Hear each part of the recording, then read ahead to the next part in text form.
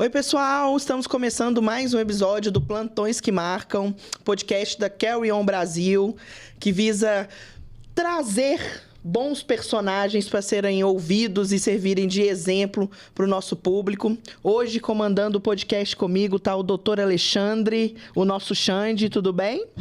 Tudo bom? Tô de volta aqui. De vez em quando eu apareço no podcast. Participações especiais. Hoje vai ser um prazer estar aí de novo. Hoje a gente vai entrevistar dois profissionais que não atuam aqui em BH e vão trazer experiências de outra cidade pra gente. Profissionais que já estão com a carreira consolidada, já têm os próprios consultórios, os próprios atendimentos. E eu acho que vai ser um papo bem legal, não só de medicina, mas de empreendedorismo também. Hoje a gente está aqui com o Dr. Carlos e o Dr. Guilherme. Carlos, se apresenta pra gente, por favor. Bom, um oi para todo mundo. Obrigado pelo convite. Meu nome é Carlos Picasso, eu sou cirurgião plástico e trabalho lá no Rio. Meu nome é Guilherme Crespo, eu sou torrino, também trabalho lá no Rio, fiz toda a minha formação lá. Queria agradecer pelo convite de vocês de estar aqui. Estamos animados. Show de bola. E me conta um pouquinho como que a medicina surgiu na vida de vocês, assim, como foi o processo de escolha? Bom, eu decidi fazer medicina novinho, eu tinha 13 anos. Acho que eu levava minha irmã no pediatra e tudo, e aí comecei a gostar mesmo, e aí pensei, não, quero ser pediatra. E aí não mudei mais, fiz o vestibular. Quando eu estava no vestibular, estudando aqui em BH, eu fiz cursinho aqui e tudo, e aí resolvi mudar para o Rio. Antes, nem tentei o FMG no vestibular que eu passei para lá. E aí mudei, passei na pública de lá, na Federal do Estado do Rio, e me mudei para o Rio em 2007. E aí, fazendo faculdade e tudo, queria fazer pediatria e oncologia dentro de pediatria. E aí, no meio da faculdade, amei cirurgia, falei, não, preciso ser cirurgião. A princípio, cirurgião geral. Aí, passaram mais 2 semestres, eu conheci a cirurgia plástica. E aí, não mudei mais. Desde então, aí fiz residência em cirurgia geral, depois plástica. Estou aqui até hoje. E a virada de chave de pediatria e oncologia para a cirurgia plástica foi motivada por aptidão ou questões comerciais? De mercado? Foi aptidão. Na verdade, quando a minha faculdade era uma faculdade muito voltada para a cirurgia, então a gente ficava muito no centro cirúrgico ali acho que talvez 8º período, uma coisa assim. E aí, né, vivendo aquilo, eu falei, não, eu quero isso. Eu nem pensava financeiramente na época, assim. E aí não mudei mais, assim. Eu realmente gosto do ambiente do centro cirúrgico, sabe? Então, acho que foi mais por isso, mais por experiência. É interessante porque na faculdade eu, pelo menos, tinha alguns tipos de colega. Os que entraram com certeza do que queriam e os que formaram sem nenhuma certeza. Você passou um pouquinho por cada, né? Entrou querendo alguma coisa e ainda ao longo do projeto foi mudando. Eu tinha certeza que eu ia fazer oncologia. E estou aqui. Não sei ainda. Se encontrando. Mas, na verdade, você se encontrou como empresário. Eu acho. E você, Guilherme, como é que foi? Antes da faculdade, né, para escolher, eu acho que eu sempre gostei muito de ciências, né? Ciências, biologia, química. Sempre gostei bastante na época do colégio. E também por desafio, eu sempre fui movido muito por desafio, né? E medicina era o vestibular mais difícil, então eu acabei fazendo essa escolha. No início da faculdade, aquele ciclo básico mais maçante, assim, né? Eu ficava em dúvida, será que eu escolhi certo? Fiquei pensando em mudar, eu gostava muito também de economia, né? De assuntos relacionados a finanças e tudo, então eu ficava muito na dúvida, principalmente na primeira metade da faculdade. Mas depois, os amigos também seguram muito, né? Porque na medicina eu acho que você fica muito próximo dos amigos. As turmas são juntas ao longo do curso praticamente todo, então você forma amizades muito fortes.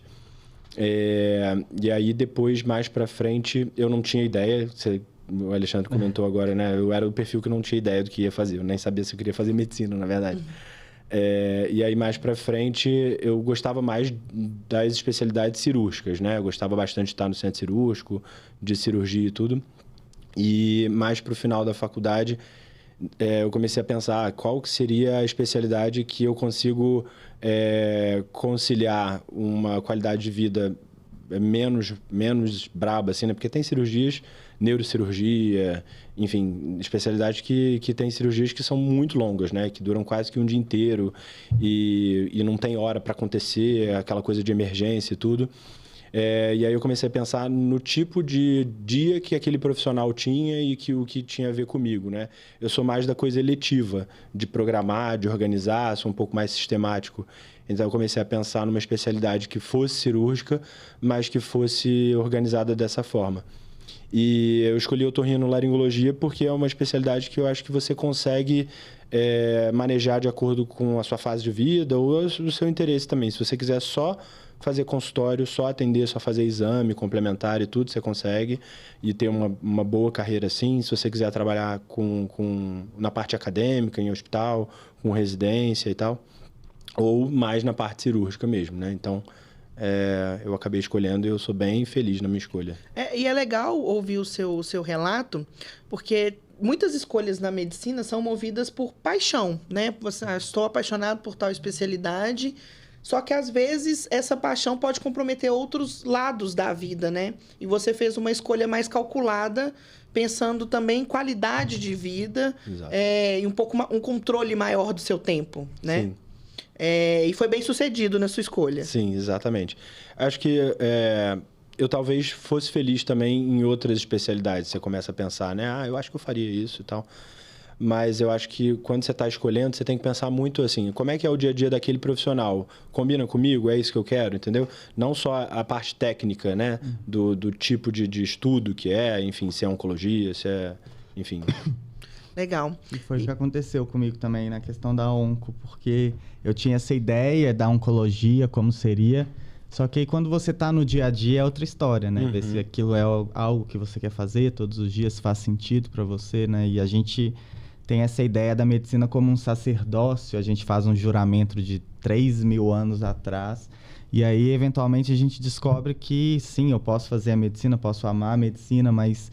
existem outras coisas além dela que eu posso fazer e amar igualmente, né? Então, conhecer como vai ser o dia a dia, igual você falou, acho que é muito importante. Por isso que, às vezes, quando eu vejo um aluno, ou na minha época de faculdade, um colega que era muito certo do que queria, eu acho que, às vezes, ele poderia perder aí a oportunidade de entender onde que ele se encaixaria um pouco melhor também. Com certeza. Eu comentei rápido quando eu escolhi a plástica mesmo, mas eu acho que eu não fiz isso, não fui no caminho do Guilherme, eu não analisei nada. Na plástica eu realmente me apaixonei por aquilo, não quero transformar, eu quero que as pessoas se sintam melhores e tudo. E não fazia ideia do que viria, assim, sabe? De como seria a carreira mesmo, a organização. Porque a plástica é uma especialidade difícil. Eu falo isso para todo mundo mais novo que me pergunta. Hoje em dia tem os residentes lá no Rio e tudo. Você já tem que ser um pouquinho empreendedor desde o início para você começar assim, construir o seu nome e tudo mais. Então, é difícil. Se você não tiver alguém já da família e tudo mais...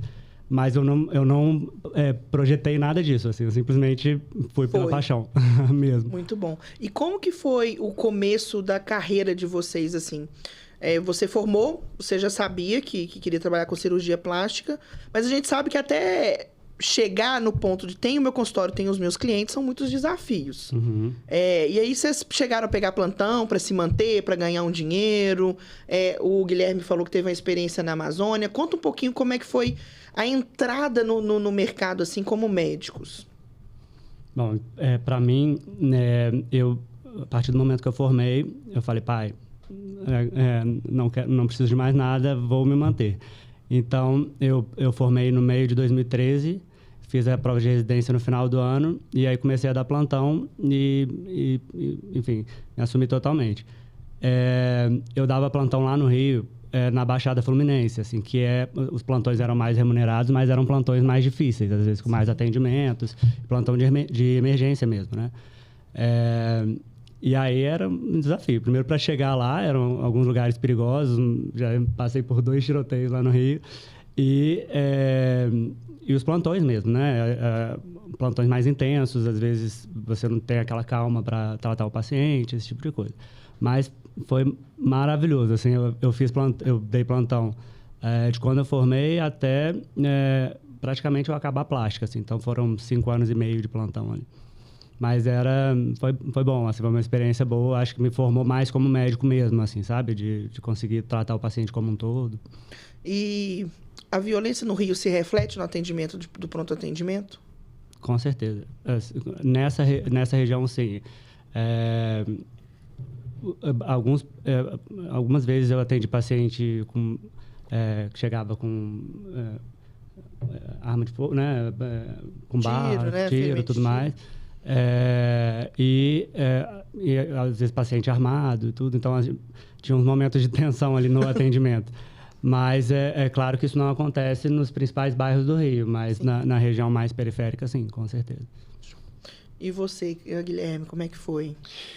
Como eu sou do Rio, né? Sou carioca, morava ainda durante a faculdade e a residência também na casa dos meus pais. Eu tinha um certo apoio ali, suporte financeiro. E aí eu dava menos plantão durante a residência, focava o que deveria ser o ideal, assim, talvez, com certeza, né? Você ficar ali as 60 horas que estão no contrato da residência, focado na tua formação e tudo. Mas eu ainda pegava uns plantões coringas, que a gente chama, né? Que são eventuais, assim, não são aqueles plantões regulares, semanais. Mas antes de começar a residência, eu servi 1 ano, né? Que eu comentei com vocês. Eu terminei a faculdade, passei na residência e aí eu tranquei por 1 ano a residência e resolvi ter 1 ano diferente, assim, porque eu acho que otorrino é uma especialidade muito, muito restrita, digamos, muito específica, né? E aí eu não ia ter muita oportunidade de ter uma experiência de médico global, né? Generalista. Então, eu quis trancar e fui voluntário para servir o Exército na Amazônia. E foi uma experiência muito legal, assim, muito legal. Eu servi em Porto Velho, no hospital de Porto Velho, mas sempre tinha missões, né, no meio da mata, enfim. E para você incorporar, você faz um treinamento de funcionamento do exército, de regras e tal, e de sobrevivência na selva também, que foi bem interessante, assim, né. 1 semana, perdi 5 quilos, comia pouquíssimo. Então, é intenso igual a gente vê na televisão e tudo mais. É intenso. E o que foi mais desafiador para você, assim? Foi enfrentar a selva? Foi fazer o atendimento direto à população indígena? O que você considerou assim, nossa, isso aqui foi desafiador e me fez crescer como profissional? Eu acho que, na verdade, eu sempre fui aventureiro, né? Assim, quando eu escolho uma viagem, geralmente a viagem mais inusitada, os lugares mais diferentes e tudo, eu sou meio assim, desde sempre. E aí, eu acho que essa experiência foi, assim, da gente ter uma noção do quão grande é o Brasil e como é diferente, assim. Às vezes a gente está aqui na nossa bolha do Sudeste e a gente não imagina como que é o Norte, como que é a Amazônia, as populações, os costumes, as comidas, e às vezes a precariedade, né, de serviços. Então o Exército tem essa função, né, de levar a saúde, de levar segurança das fronteiras, enfim, para populações mais distantes. Então eu acho que foi bem desafiador e engrandecedor, assim, né? E fora que a experiência de Exército também, de você ter um aprendizado de hierarquia, de disciplina, de horário e tudo, eu acho que foi bem, bem interessante. E reforça que você considera que foi uma experiência que te marcou. Sim. Então, mais médicos, né, mais profissionais que, para além da função técnica, também tem uma função social, de buscarem experiências assim, porque eu tenho certeza que o seu um ano lá foi muito significativo para a população. E de mais médicos se interessarem, procurarem saber. Além do Exército, tem outras formas de trabalhar lá na Amazônia. E eu sou profunda admiradora dos profissionais que, às vezes, deixam de lado, por um período, né, o conforto dos grandes centros para se aventurarem e prestarem um serviço social, para além do técnico. Eu, quando formei, fiquei desesperado quando eu descobri que eu ia ter que realistar no Exército. Já tinha ido com a Somit fazer um treinamento na base, acho que tem aqui em 7 Lagoas. E aí, a gente foi fazer um treinamento de primeiros socorros com o pessoal que estava lá fazendo justamente esse treinamento de... Acho que eles ficam a quartel... Como é que fala? Ficam no quartel lá um tempo, acho que eram 45 dias e fazia essas missões. E aí eles serviram almoço pra gente. E aí a única coisa que não tinha carne, eu sou vegetariano, era o alface. Aí eu falei assim, não vai dar certo. Mas teve algum atendimento, algum caso lá específico que te marcou? Alguma coisa que você traz até hoje? Teve. Eu estava teve um médico que era de um batalhão que era mais isolado, em Humaitá, que é uma cidadezinha do estado do Amazonas, mas é próximo de Rondônia. Então, quem prestava assistência dessa região era o centro de Porto Velho, né? E aí o médico estava de férias e aí a gente foi cobrir essas férias do médico de lá desse batalhão. E aí uma índia, uma senhora de 50 anos, tinha sido picada por uma cobra venenosa, se eu não me engano era uma jararaca. E aí ela não queria ir até a cidade, ela não queria ter atendimento, porque na cultura deles, ser picado por cobra é uma coisa relativamente comum e eles a aceitam, inclusive, como uma causa de morte natural, né? Então, ela não queria ter atendimento, ela não queria ir até a cidade e aí a gente foi até... A gente pegou 4 horas de estrada de barro, de caminhão, assim, condições péssimas, né, para chegar até lá, para fazer o soro nela. E a gente conseguiu salvar ela e tudo, ficou bem, mas foi bem diferente, assim, né? Sem entrar na cultura deles e falar, não, ela tá aceitando que ela foi picada e vai morrer. E quando você chegou lá, ela aceitou ser tratada ou ainda teve uma conversa? Aceitou, até porque eu acho que os mais jovens acabaram convencendo ela também. Ela, com 50 e poucos anos, era considerada uma idosa, assim, uma anfitriã lá na tribo. E ela aceitou porque foi convencida e tudo, mas... Muito legal. Agora, voltando já para os tempos atuais, assim, como que você falou muito bem, Carlos, a especialidade de ambos começa no consultório e termina no bloco cirúrgico, né? Uhum. E para ter o consultório, você precisa de pacientes/clientes. Como que foi a construção para sair de um recém-formado que estava no mercado, para começar a pegar os primeiros clientes? Como é que foi a construção de empreendedorismo, como empresários mesmo? Então, no meu caso, eu fiz faculdade lá no Rio, e da minha turma eram 77 pessoas que formaram mesmo. E eu era o único cirurgião plástico. Então, eu acho que os meus amigos de faculdade me indicaram muitas pessoas, então isso começou um movimento ali. No início, você começa, eu pelo menos que não tinha ninguém, né, nenhum familiar cirurgião plástico, eu comecei alugando um consultório de outra pessoa para atender ali no início 1 vez por semana, e depois 2 vezes por semana, e indo devagarzinho. E eu comecei a atender em outra cidade perto do Rio, em Volta Redonda. Minha família, por parte de mãe, é de lá. E então eu fazia essas 2 frentes, o que me ajudava e tudo. Então eu consegui parar de dar plantão muito cedo, que era uma prioridade. Assim, eu tenho amigos cirurgiões plásticos que dão plantão até hoje. Uhum. Então, é uma realidade que quando a gente ouve, cirurgião plástico, acha sempre que a pessoa já está muito, muito bem, nunca precisou dar plantão na vida, e não é bem assim. Então, eu fiz essas 2 cidades, e aí depois, acho que em 2020, na pandemia, eu já estava um pouco melhor, já tinha mais pacientes mesmo. Eu falei, não, é a hora de eu investir e fazer um consultório. E aí, eu fiz meu consultório do Rio, primeiro. E aí, é um investimento alto. A gente não imagina, né, quando vai pensar numa obra, achar um consultório, um lugar, um ponto que seja bom para você, para os seus pacientes e tudo. Mas eu sempre falo com as pessoas mais novas, esse investimento vale a pena. O seu espaço, o paciente se identifica ali também com você. Então, uma hora eu acho que a gente precisa parar e se dedicar a isso. Depois eu fiz em Volta Redonda também um consultório e fiquei lá por mais esses anos todos. Eu parei de atender lá agora, no finalzinho de 2023, porque realmente a agenda do Rio, enfim, estava difícil de ir para Volta Redonda. Mas é isso, eu acho que para uma pessoa nova, ou ser cirurgião plástico, tem que pensar nesse investimento, assim, tem que talvez se planejar para isso. Juntar um dinheiro. Juntar um dinheiro, porque é o passo mais importante, eu acho. E é muito legal você falar isso, porque a gente sabe que é um investimento alto. Uhum. E, por exemplo, eu tenho um amigo médico que ele fala assim, mas eu vou gastar muito. E não é gasto. É um investimento com um retorno que gera isso, a identificação com o paciente, a experiência do paciente na sua clínica.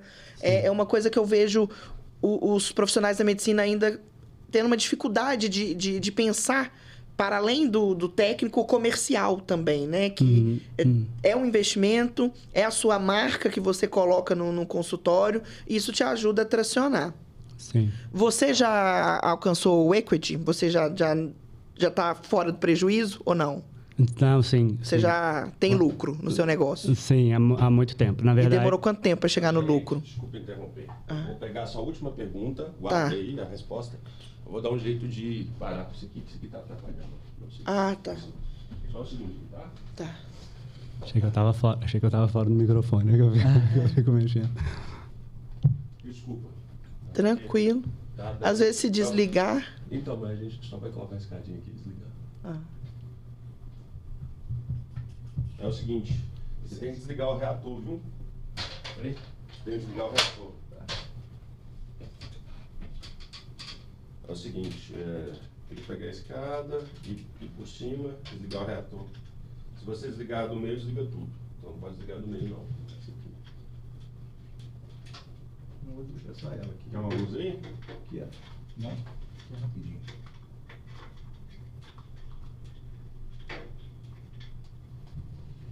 Aqui, ó. Ligar só ela. Tô empolgado com o Sunroll. Eu também, eu amo. Aqui, libera agora, gente. Não, vou com Tranquilo. demais. Inclusive. Vai fazer falta, não vai, né? Acho que não. Acho que não. Você vai ver lá e a gente... Isso aí é porque ela tá queimando? Deixa eu lá. LED no dia. Que é o outro? Acho que é.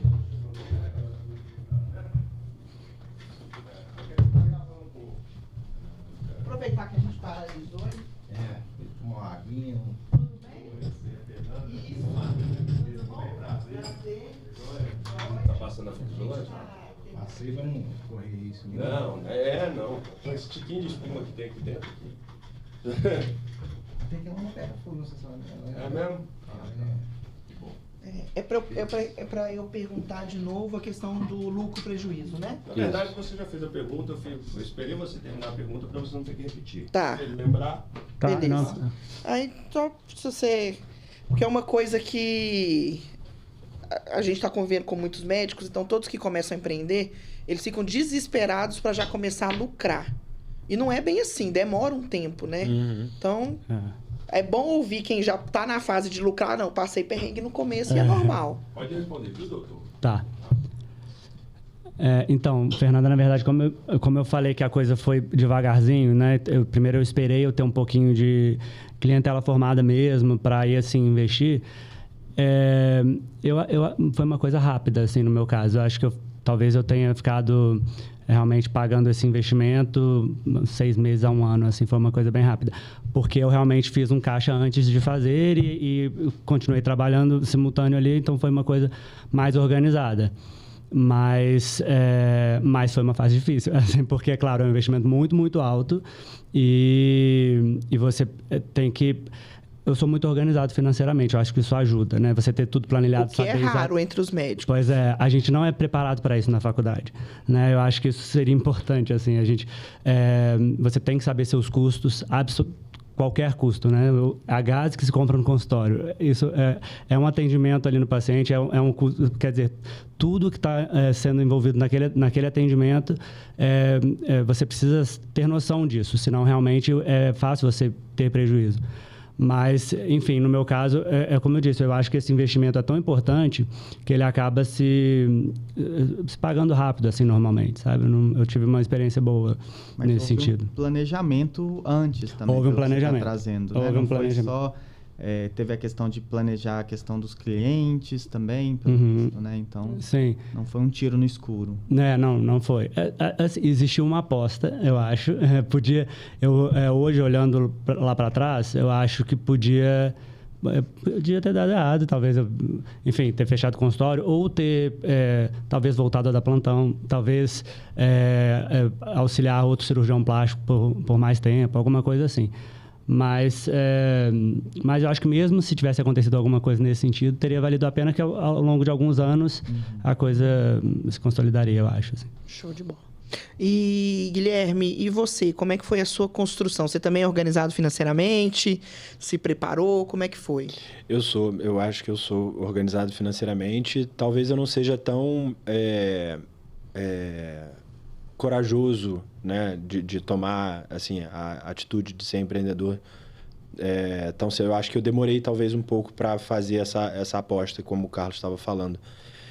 Mas eu não me arrependo nem um pouco, assim. Acho até que eu poderia ter feito essa aposta antes, né? Porque o que você estava comentando, a gente não é preparado para esse momento, né, durante a faculdade. Lá na UFRJ, eu fiz na Federal do Rio, né? Na UFRJ, a gente tinha uma matéria eletiva, que era de administração de clínicas e consultórios, com um professor que era super legal, e era a matéria mais disputada, assim, não tinha vaga para todo mundo, que eu acho que deveria fazer parte da cadeira quadro, né? Regular, né? Eu acho que é importante para todo mundo. E aí, para otorrino é um pouco diferente da plástica, talvez, né? Porque a plástica é praticamente tudo particular, não tem envolvimento de plano de saúde, né? A otorrino não. A otorrino ainda funciona muito dentro dos convênios de saúde. Então, quando você termina ali a residência, tem muitas clínicas, que eu acredito que aqui em BH também deve ter, em São Paulo, no Rio, clínicas grandes com cartelas de planos de saúde que tem uma demanda própria, e aí os recém-formados vão lá, né, atender, e aí acabam tendo um movimento que vai se gerando ali, e aí um paciente indica outro, e familiar, e amigo, e tudo.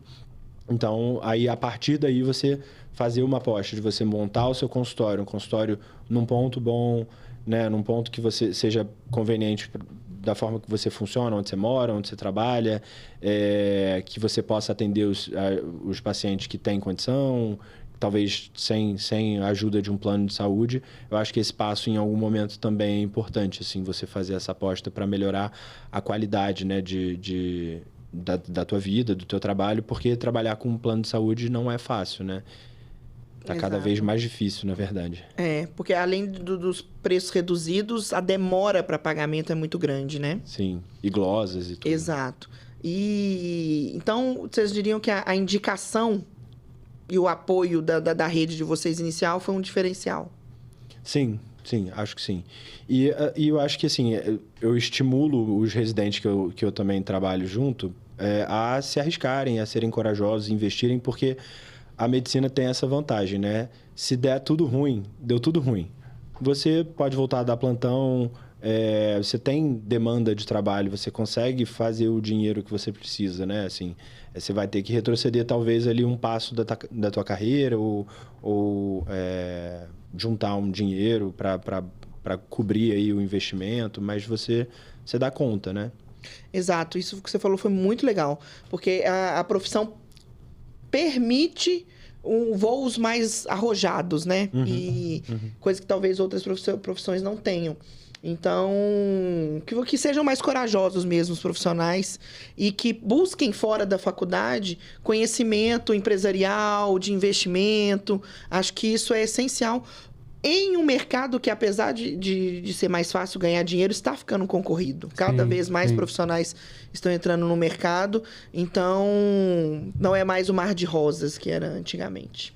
E isso que o Carlos trouxe do networking também é muito importante, né? Eu observo, fazendo olhar retrospectivo, assim, que eu fiz recentemente, todas as oportunidades que eu tenho hoje de emprego foram através de pessoas que eu conheci de alguma forma. Na medicina, acho que ainda existe muito isso, né? Teve um colega da equipe de atletismo que me levou para a Summit, uma enfermeira que eu conheci no hospital me levou para o SAMU. E aí, quando você vê, você vai criando-se né, as pessoas vão te conhecendo, gostando do seu trabalho, isso é importante. Com certeza. Guilherme, eu estava vendo suas redes sociais e tudo mais, e eu vi que você é especialista em respiração, em cirurgias de respiração e... Audição. Por que a escolha? Eu acho que tem um pouco do encantamento, mas tem um pouco da oportunidade também, né? Eu fiz a residência lá na UFRJ também, fiz faculdade, servi o exército e voltei para fazer a residência lá, né? Que é uma residência muito boa de otorrino no Rio de Janeiro, bem completa, assim, né? De todas as subespecialidades da otorrino. E lá tem os últimos chefes eram otologistas, ou seja, especializados em ouvido, né? Em cirurgia de ouvido e tudo. Então, é bem forte, assim, essa parte lá. E aí eu me encantei com a audição, principalmente, né? Com o aparelho auditivo, as doenças do ouvido e tudo mais. E aí, depois da residência, eu acabei resolvendo fazer o Fellow, né? Que é como se fosse um R4, um ano extra de especialização em otologia também. E sigo lá na UFRJ. Eu vou entregar a minha idade, mas eu tô lá há 18 anos, né? Metade da minha vida eu tô lá na UFRJ, fazendo faculdade, residência, depois especialização, e continuo lá agora como staff dos residentes. E aí me dá bastante prazer de estar nesse ambiente, né? Eu sou staff também do Hospital de Servidores do Estado, que é um hospital federal muito grande, com um volume muito grande de cirurgias. Eu faço essa parte de ouvido lá também. E a parte eu fiz especialização em São Paulo de medicina do sono, que eu não trabalho tanto, né? Sempre tem paciente que eu acho que doenças do sono são cada vez mais prevalentes e mais estudadas, né? Uma área que tem crescido bastante, eu gosto. Mas minha paixão ainda é a otologia, os ouvidos. Muito legal, muito legal. Eu vou confessar que na faculdade, quando eu estava muito desencantado com a medicina, tinha 2 vídeos que eu jogava no YouTube para ver e que eu chorava e sempre falava, não, vai valer a pena. Um era pessoas escutando pela primeira vez, principalmente quando são bebezinhos, é muito fofo. É mágico, né? E o outro era de doadores de medula encontram as pessoas, os receptores também. Vale a pena, mas a gente chora. Mas é muito legal, porque a audição realmente, assim como todos os nossos sentidos, né? Mas eu, por exemplo, amo música, amo sons.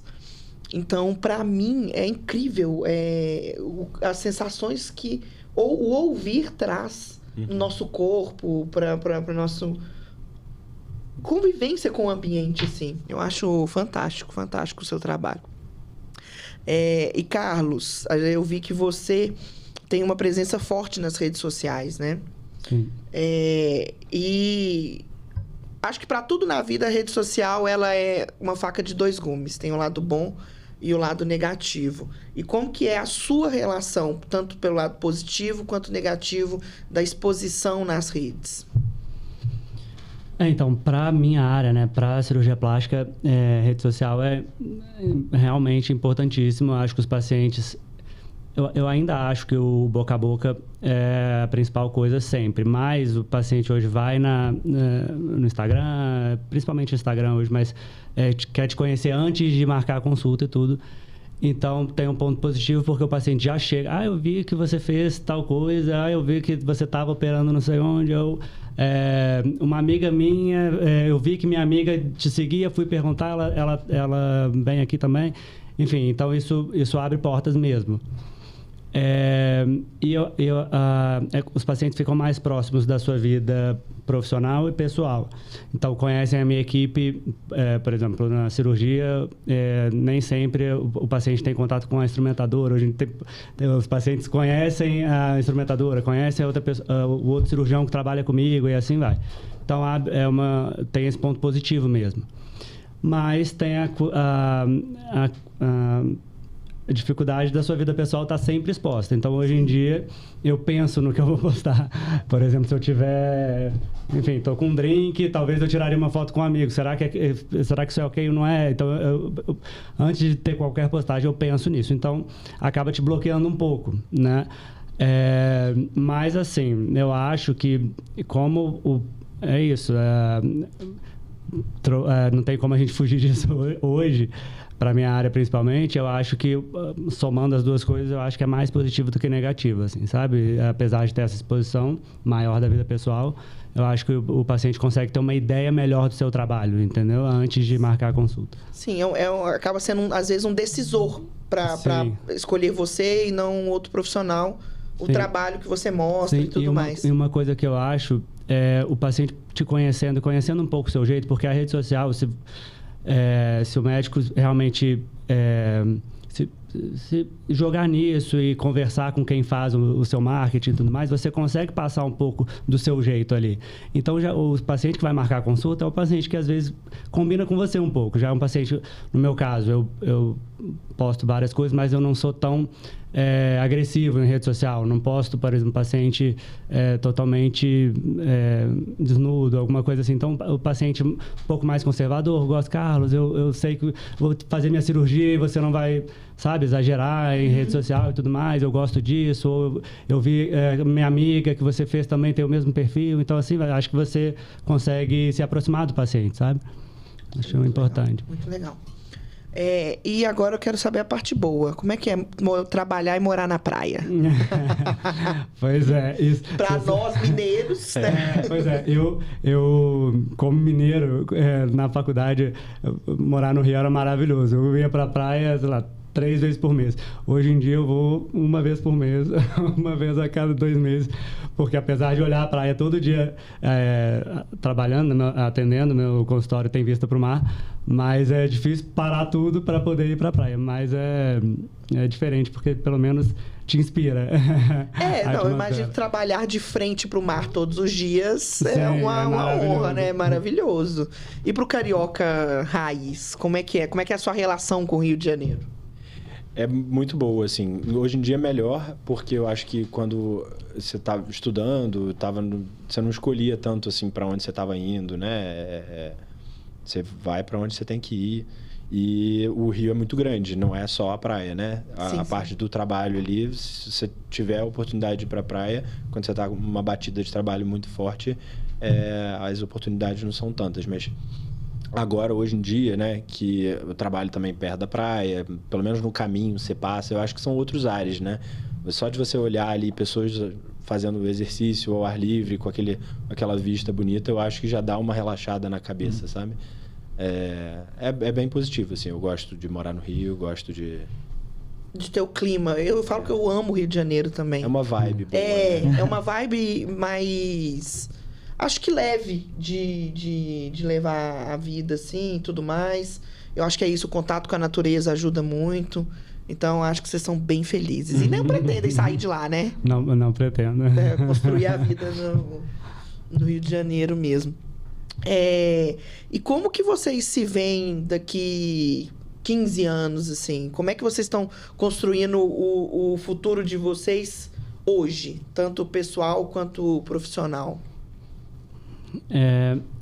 Então, você sabe que apesar de ter falado disso do empreendedorismo e da gente se jogar profissionalmente e tudo, eu sou bem feliz de como as coisas estão. Eu acho que naturalmente vai haver algum crescimento e tudo, mas eu pretendo me manter mais ou menos como eu tô, porque eu acho que eu consigo ter um equilíbrio ali de poder curtir a vida. Eu não trabalho em final de semana, em hipótese nenhuma. Eu consigo ter um pouco mais de qualidade de vida do que eu tinha logo que eu formei. E uma coisa que eu pretendo futuramente, talvez daqui a 15, 20 anos, 25 anos, talvez manter praticamente toda a minha equipe que eu formei hoje. Assim, isso é uma coisa muito importante de quando a gente tem uma especialidade que vai agregando pessoas, você puxar para trabalhar com você quem realmente tem a ver com você, pessoas boas de fato e que você tem prazer em trabalhar junto, sabe? Então, acho que eu pretendo estar com a minha equipe básica, quase como já é formada hoje, e mantendo esse ritmo de trabalho, assim, sabe? Cara, muito legal o que você falou, porque se a gente for parar para contar, a gente passa mais tempo trabalhando do que vivendo com a família. Então, encontrar pessoas boas para trabalhar é crucial para a qualidade de vida. Sim. Então, é uma preocupação muito, muito legal a sua. E que os outros profissionais também têm que sempre buscar ambientes bons de trabalho para trazer mais qualidade de vida. Interessante também essa visão de saber dosar, né? Assim, o querer mais, talvez no sentido de trabalho financeiro, títulos, pode te tirar outras coisas que talvez sejam mais importantes. Então, é interessante que você consegue, ou pelo menos tenta, né, ter esse equilíbrio aí, que acho que entre nós médicos, a tendência é sempre trabalhar mais, estudar mais, pegar um plantãozinho a mais e quando vê, a vida passou, né? Exatamente. Porque eu acho que na medicina é muito da produtividade, né? Quanto mais você trabalha, mais você ganha. Então, é uma opção, realmente, assim, não trabalhar final de semana, não dar plantão noturno. Quando eu consegui fazer isso, foi, assim, uma conquista e que até hoje eu falo, poxa, é muito bom, né? Eu valorizo ter chegado nesse ponto, porque é desgastante, né? Por mais que você coloque ali na sua rotina, você tem um impacto disso, né? No teu dia a dia. E é isso, assim, se você trabalhar final de semana, de noite e tudo, você vai com certeza ganhar mais, mas será que vale a pena, né? Eu acho que o equilíbrio é essencial. Claro que eu estou falando isso agora, tá? Porque nos 5 primeiros anos de formado eu trabalhava sexta à noite, domingo à noite, residência sábado, então hoje, né? Mas eu acho muito importante conseguir segurar um pouquinho, porque é isso, você ganha pelo que você trabalha, então isso realmente precisa ser vigiado. Assim. E existe uma diferença entre, isso eu sempre falo com os meus alunos, assim, valor e preço, né? Quando a gente fala de preço, é uma cifra numérica que você vai receber na sua conta pelo trabalho que foi executado.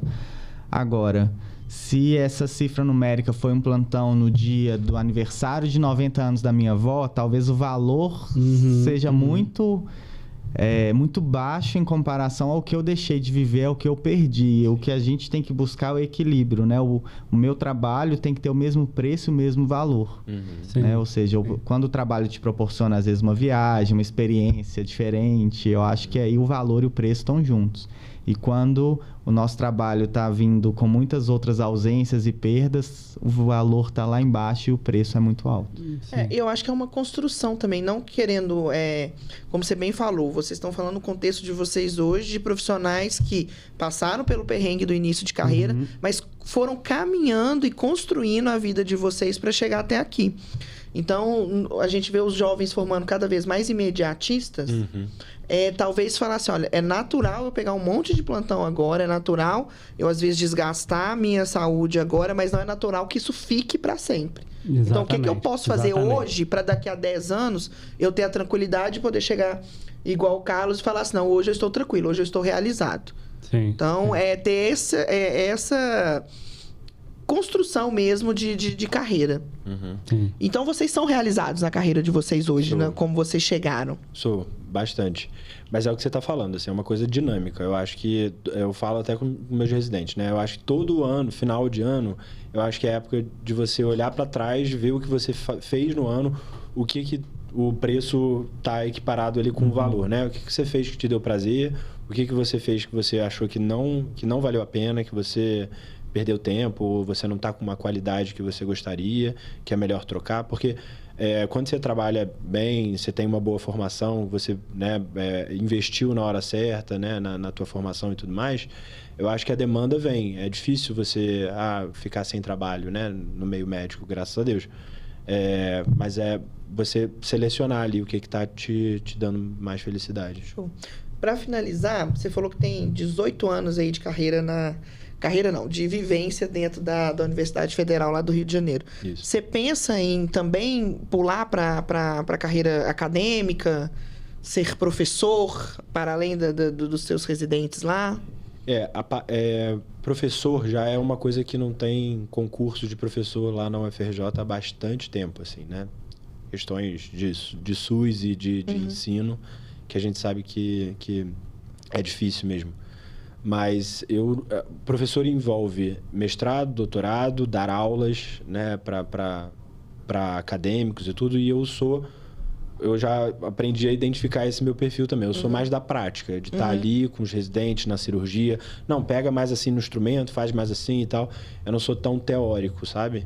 Então, não é uma coisa que eu quero seguir, não. Show de bola. Então, pessoal, para encerrar, queria que cada um deixasse uma mensagem mesmo para os nossos ouvintes, que a maioria é recém-formado, assim, do que a vida até aqui ensinou para vocês dentro da medicina. Difícil a responsabilidade. Eu também achei difícil essa, viu? Mas Não. é porque, agora, depois a gente até corta essa parte. Foram os mais sensatos que a gente já pegou aqui pra entrevistar. Então, A gente falou a verdade. Não, eu acho que de mensagem, assim, para quem está começando agora mesmo, eu acho que primeiro é conseguir traçar a linha do que realmente, do que até você me perguntou, como eu me imagino daqui a 15 anos. Eu acho que tentar visualizar o que realmente você quer, seguir os passos para isso, ou seja, residência, por mais que seja... É difícil parar de dar plantão, ganhar bem, como a gente consegue com plantão e se dedicar à residência, mas eu acho que é o principal. Entrar numa boa residência, se dedicar completamente a isso e depois, de pouco em pouco, ver o que você pode fazer para seguir na sua área. Assim. Eu acho que, para a grande maioria, é isso. A medicina ainda é uma área boa no nosso país, por mais que a gente tenha mais dificuldade hoje, mas eu acho que indo de pouco em pouco dentro da sua área, o sucesso vem, assim, sabe? Eu acho que ainda vai vir pra gente também e acho que é isso. Acho que é traçar o objetivo. Eu, apesar de ter ficado naquela dúvida durante uma boa parte da faculdade, né? Eu não tenho dúvida de que eu fiz uma boa escolha de ser médico e ser otorrino, porque eu acho que a medicina é bem plural. Eu acho que tem áreas que acabam que combinam com quase todos os perfis de pessoas. Eu acho que é você tentar identificar o que combina com você, procurar tirar o melhor de cada um que passar pelo seu caminho, porque a gente, durante a nossa formação, tem professores, depois staffs, enfim, diversas pessoas que passam, enfermeiros, técnicos de enfermagem, pacientes, e você tentar buscar o que aquela pessoa conseguiu te dar de positivo, não só ver o lado ruim, né, que eu acho que te ajuda bastante a crescer, e acho que é investir na formação. Hoje em dia, com o Instagram, com mídias, né, que a gente discutiu bastante aqui, fica muita gente querendo vender uma imagem que às vezes é irreal, né, e aí a gente acaba acreditando, não, é fácil, é muito fácil ser cirurgião plástico, é só uma coisa maravilhosa, né? Morar no Rio, é só a parte boa, e não é, a gente sabe que de fato não é. Eu acho que por mais que seja piegas, assim, falar isso, porque às vezes isso é falado um pouco de uma coisa boba, mas eu falei de traçar o objetivo, mas é claro, fazendo o que você gosta mesmo, Sim. o que você ama mesmo, porque depois de um dia de trabalho, se você está chegando em casa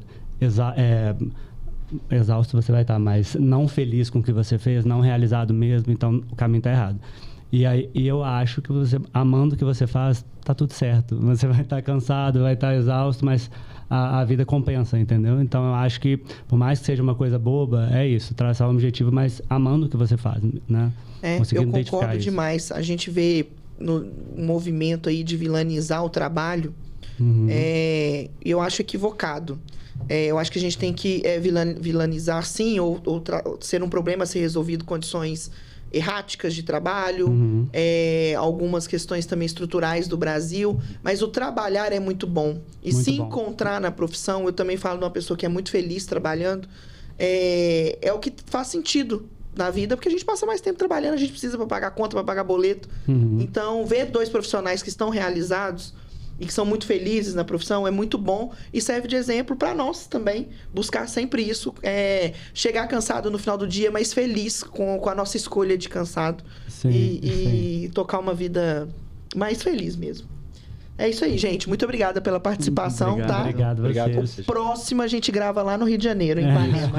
Só convidar. Mas a gente quer mesmo fazer uma versão praia. Então, vocês já estão fechadíssimo. Então, ótimo. Fechou, ótimo. Então. Muito obrigada, gente. Obrigado. Valeu. Obrigado.